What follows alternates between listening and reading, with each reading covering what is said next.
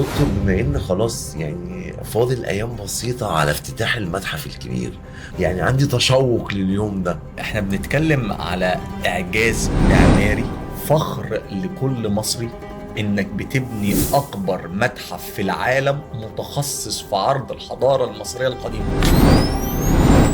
بسم الله ما اكتر شاء الله. من 100,000 قطعة اثرية موجودة في صالات العرض.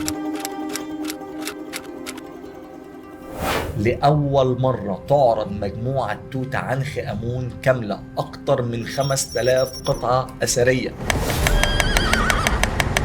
متحف على مساحة 500 ألف متر مربع، تصميم هندسي ولا أروع، بيعبر عن عظمة وقوة المصري في كل العصور.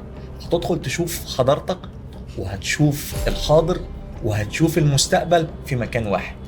1/11 حدث رئاسي. العالم كله ينتظر افتتاح المتحف المصري الكبير. هدية مصر للعالم، قلعة الثقافة وقلعة دراسة علم المصريات.